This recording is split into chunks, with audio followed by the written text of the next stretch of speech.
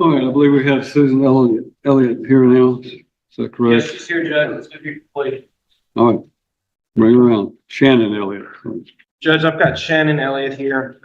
She's going to be entering a no contest plea today to count 1, felony murder, aggravated child abuse, a class X felony. For that, she'll receive imprisonment for life with the possibility of parole. Count 2, aggravated child abuse, an A felony, and count 5, which is the same. Both will carry 20 years running concurrent to one another. She'll have jail credit from March 4th to today's date. All right. Ms. Elliott, if you'll raise your right hand, let's place you under oath. State your full name for the record. Shannon Lee Elliott. You can put your hand down now.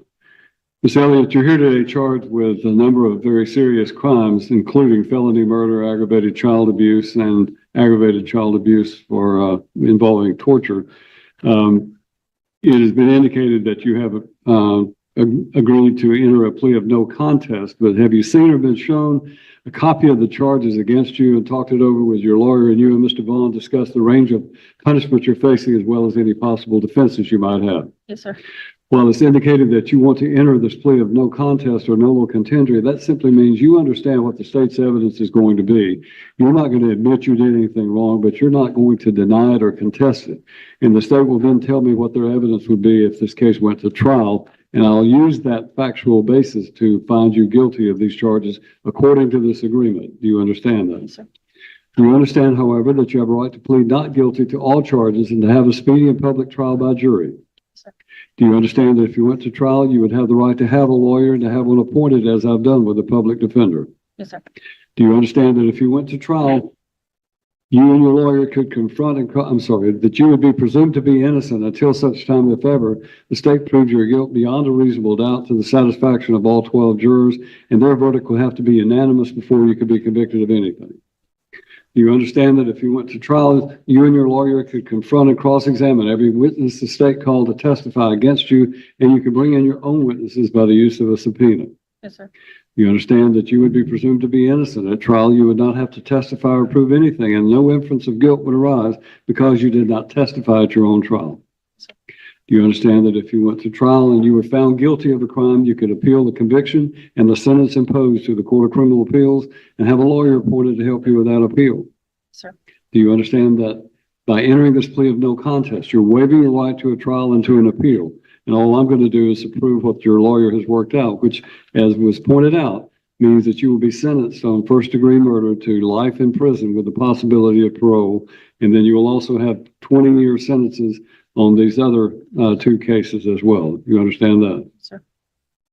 You understand everything I've explained to you? Yes, sir. Do you want to plead no contest according to this agreement and give up your right to a trial and to an appeal? Yes, sir. Is your decision to plead no contest today voluntary? Yes. Anybody forcing you to do this against your will? You understand that I have to have facts presented to me to be able to enter this plea and find you guilty of these charges. Yes. And I want you to have a seat at the table and listen as the state tells me what their evidence would be if this case went to trial. General Willoughby? Yes, Your Honor, it'll be both myself and General Seju. If case number 19559 were to proceed to trial, the state would expect to prove the following facts. Around 4:30 on Sunday, July 23rd, law enforcement and medical personnel were dispatched to 1065 Poplar Ridge Road, Chapmansboro, Tennessee, for a non-responsive 5-year-old child. When Cheatham County Sheriff's deputies arrived, they found Turner Simpkins laying on his back outside of the residence on a side deck. Also present were Austin Simpkins, Turner's biological father and legal custodian, and Miss Shannon Elliot, his live-in girlfriend, who was also pregnant with his child. Turner's stomach was distended and dark purple. His face was covered in bruises, scabs. His hands, legs, and arms were also covered with lacerations and extensive bruising. There were bite marks on his hand. Turner Simpkins was not breathing, and his body was limp and lifeless. EMS personnel removed Turner from the deck to the back of an ambulance and removed his clothes. EMS personnel made observations that Turner was cold to the touch and measured 86 degrees body temperature. They observed Turner had bled out internally with large quantities of blood pooling in his testicles. EMS personnel were not able to revive Turner, and no pulse could be established. Turner Simpkins was declared dead at 4:42 p.m. His body was transferred to the medical examiner's office for an autopsy. The TBI conducted and assumed the investigation under Special Agent Kendall Henderson. Shannon Elliot was later interviewed by law enforcement. She told investigators Austin had been out of town all weekend. Shannon Elliot informed law enforcement that she picked up Turner on Saturday, July 22nd, from her mother's house in Springfield, Tennessee. On the way home, they stopped at Sonic to get drinks and closer to home. Turner opened the back door of a Chevy Tahoe driven by Shannon, and he fell out of the car. She explained that Turner unbuckled the car seat, opened the vehicle's back door, and Turner exited the vehicle while it was traveling 25 miles an hour with his car seat. She stated that Turner was not hurt during the event and verbally told her he was okay. The only injuries she noted were 2 scratches on his back and a bruise on his forehead. The defendant did not seek any medical attention for the child and only provided him with Tylenol. It is noted that when law enforcement took the Tahoe as evidence, the child lock on the rear driver's side was on. The car seat was in the vehicle, not scratched or damaged in any way. And there was a Sonic cup in the car seat with liquid still remaining. She further stated Austin Simpkins arrived home later that evening and went to bed. He left the residence in the morning of Sunday, July 23rd, 2023, giving Turner a fist bump before leaving for the day. Ms. Elliott told investigators that Turner got up at 10 o'clock, his normal time, and ate. She said they both had a stomach bug and were throwing up. The defendant told law enforcement Turner was alive and well at 3:45 to 3:50 in the afternoon. This would have been less than an hour before EMS and law enforcement arrived. When asked about his injuries to Turner, she said the following: he got a black eye from falling at her work. The leg scratches were from him riding his bicycle. The hand scratches are from him picking at himself. And she said the bruises on his abdomen were not present Friday or Saturday. Ms. Elliott told investigators that she mainly took care of Turner and that Austin wasn't really around. She describes Turner as the sweetest little boy. When asked how she would punish Turner, the defendant said Turner doesn't get in trouble that often, and his punishment is generally standing in a corner. As the investigation progressed, the Tennessee Highway Patrol CERT team, as well as members of the Cheatham County Sheriff's Office, as well as the Tennessee Bureau of Investigation, attempted to do a reenactment of the set of events that Miss Elliott claimed caused his death. They got a body dummy similar in size to him. The company that manufactured the car seat was gracious enough to give, I believe, 2 brand new car seats for this test. And after that test was concluded, it was determined that Miss Elliott's version of events could not be true.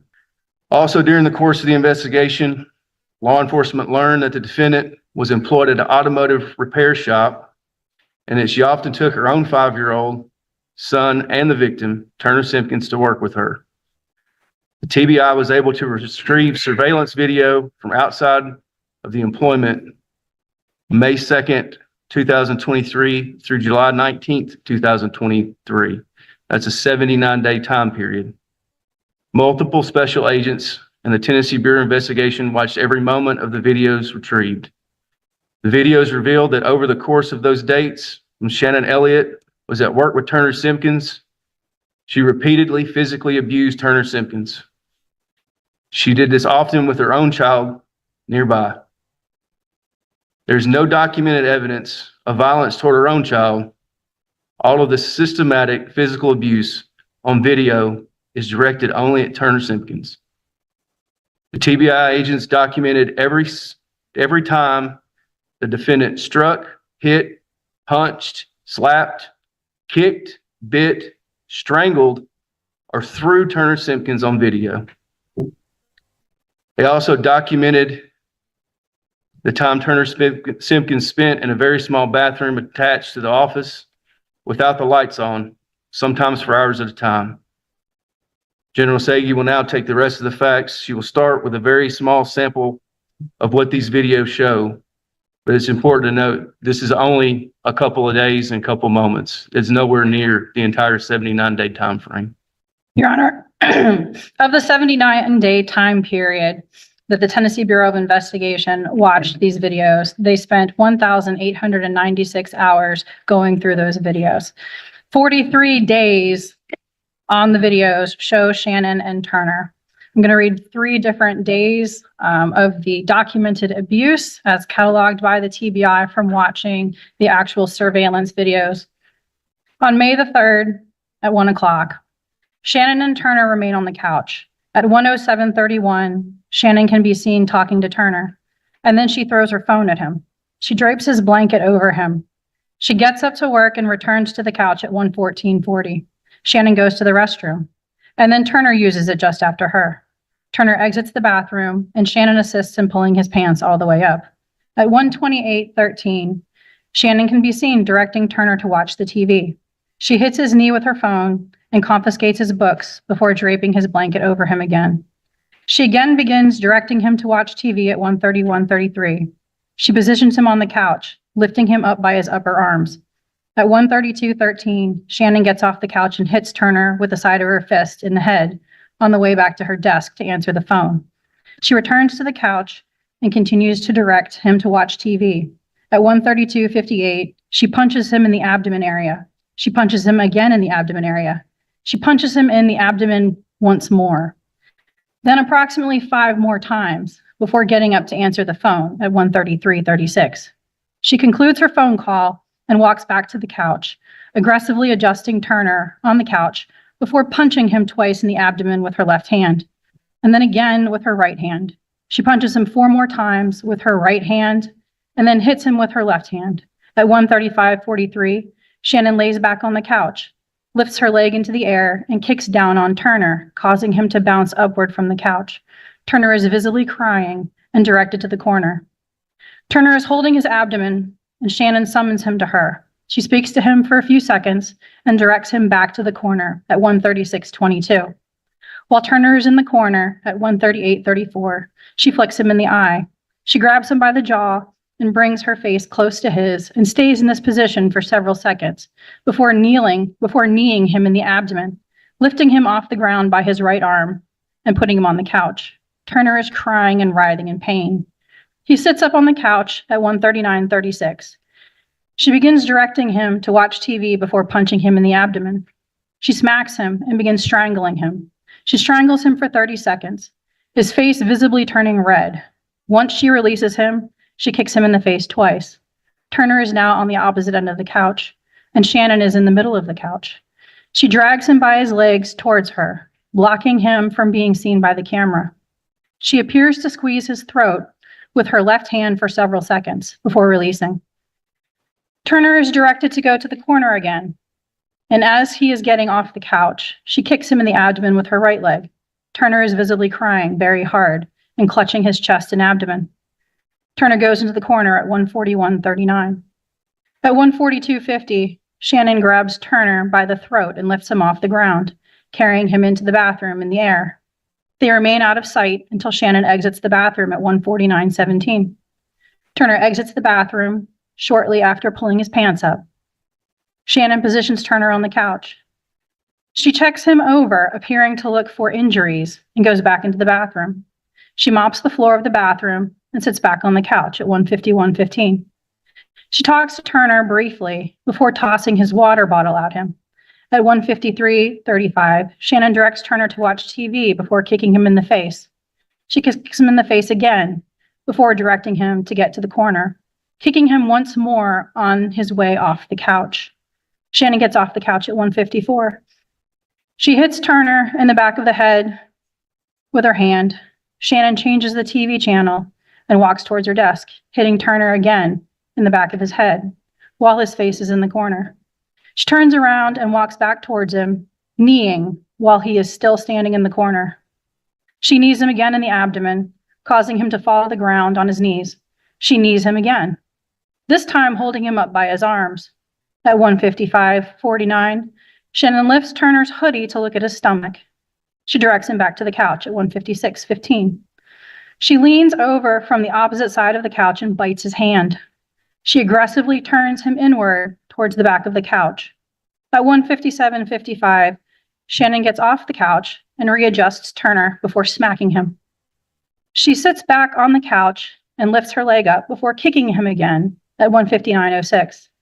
Shannon plays on her phone on the side of the couch while Turner stays in the corner for the remainder of this 1 hour. That is 1 hour on May the 3rd of his life. On May 19th, from 11:18 a.m. to 11:24 a.m., again, the defendant is with the victim at her place of work, 11:18 a.m. Shannon is motioning for Turner to watch the TV. She then reaches over and pinches his cheeks and shakes his head. She then grabs him around the neck with both hands and jostles his head and neck and is clearly holding tightly. She then balls up her hand and acts as if she's going to hit him. Shannon then grabs Turner by the ears and shakes his head. She then grabs him by the hair and then the neck again. Shannon grabs Turner by the neck with both hands, where her thumbs are on his throat and hands are wrapped around the back. She leans forwards towards him and is clearly squeezing his neck with force. She is even visibly straining as she does this. Shannon grabs Turner by the throat with her right hand and pushes him back against the side cushion, pinning him there. She holds him there for approximately 10 seconds until Turner is able to twist his body out of her hold. At this point, you can clearly see Shannon has Turner by the neck and is squeezing it severely. Immediately after she lets him go, she looks at him as if inspecting his neck. She is touching it gently and motions for Turner to lift his head so she can see his neck better. As soon as Turner exposes his neck, Shannon grabs him again by the neck with her right hand and pushes him against the couch by his neck. She repositions her body so she can get more leverage to push against Turner. Turner is swinging his arms and legs wildly in an attempt to get free, but Shannon is able to maintain her hold on his neck. She holds Turner by the neck for approximately 30 seconds. Her own son is sitting behind Shannon and appears to say something, which prompts Shannon to let go. At 11:20 a.m., Shannon again sits Turner up and motions him to raise his neck as if she is going to look at it. Turner complies and raises his neck. Once she does this, she again immediately violently grabs him by the neck with her right hand. She holds him by the neck very clearly, squeezing and forcing him off of the couch. He's about to fall off the couch, and Shannon lifts him up by the throat and brings him back to her lap. Turner is very clearly struggling and has both hands on Shannon's hands trying to pry it off. She holds him by the neck for approximately 60 seconds until finally releasing. 11:21 a.m. Shannon is continuously motioning for Turner to look at the TV and slaps him on the face with her hand. She then grabs his right hand and appears to bite it.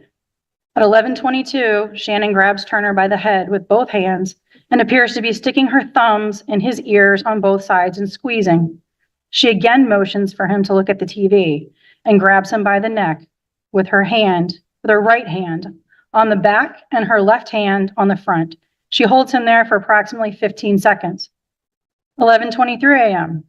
Shannon grabs Turner by the head and hair and forces his head up, holding it there for several seconds. She punches Turner in the abdomen 3 times and takes her right elbow and shoves it into his midsection and gets on top of him, pressing all of her body weight down on her elbow and Turner.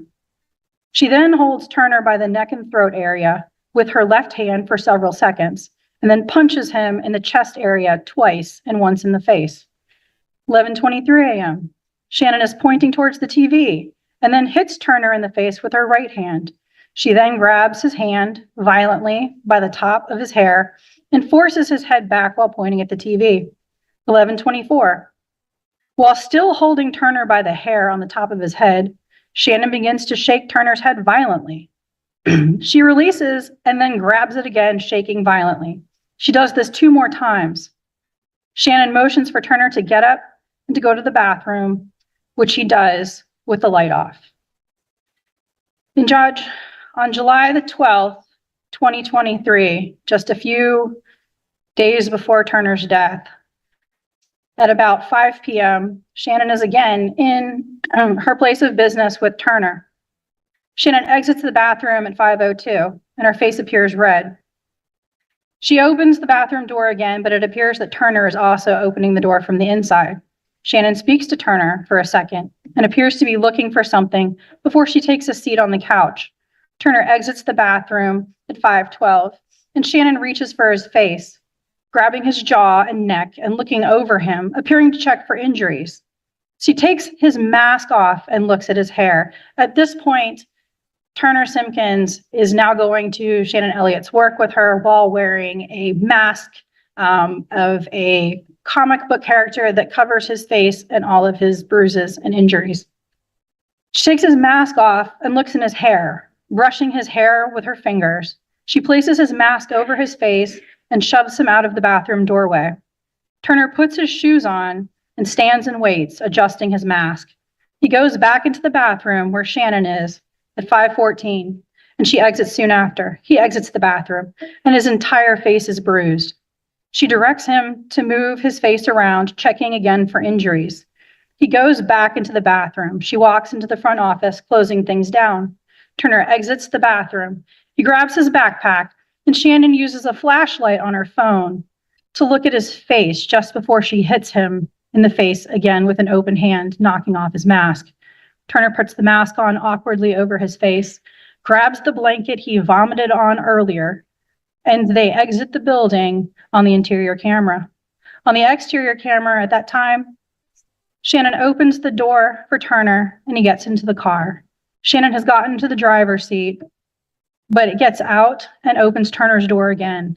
While the view is mostly obstructed, it appears that she is hitting him again while he is in the back seat of the car. She gets into the driver's seat and the vehicle exits the parking lot. Your Honor, this is a snapshot of just 2 hours and 6 minutes of Turner Simpkins' life. There are massive amounts of videos where she does this. Based on the video documentation the District Attorney's Office and the Tennessee Bureau of Investigation have looked at, the defendant strangled Turner Simpkins at least 74 times, some of these ending with what appears to be loss of consciousness. Turner is seen on several of the occasions trying to peel the defendant's hands from around his neck while he writhes in pain, fighting to breathe. The defendant physically struck Turner, documented over 1,073 times.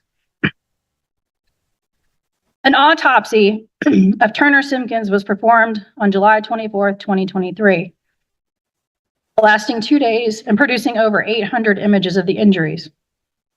Turner Simpkins was born on June the 18th, 2018, and had turned 5 years of age the month before his death. At the time of autopsy, Turner Simpkins weighed 34.5 pounds, and according to the autopsy, quote, appeared younger than the listed age of 5. The medical examiner determined the cause of death to be multiple acute and chronic blunt force injuries and malnutrition. The manner of death was homicide. The circumstances of his death were that he was assaulted by others and neglected care.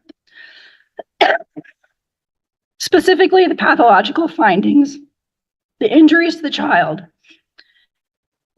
are deep frontal, parietal, and occipital scalp hemorrhage, subdural hemorrhage, subarachnoid hemorrhage, cortical brain contusion, left optic nerve sheath hemorrhage, and left retinal hemorrhage. Hemorrhage and fibrosis involving anterior neck muscles. Hemorrhage and fibrosis of the soft tissue anterior to the cervical vertebrae. Hemorrhage of the posterior neck musculature. Rib fractures and abscesses and formation of the right 9th, 10th, 11th, and 11th and 12th ribs. Fibrous tissue surrounding the liver, kidney, spleen, pancreas, and intestines. Liver hemorrhage, mesenteric contusions and lacerations, peritonitis, diffuse hemorrhage of the back muscles with intervening fibrous tissue, numerous contusions, abrasions, and scars of the head, neck, chest, abdomen, pelvis, genitalia, upper and lower back extremities.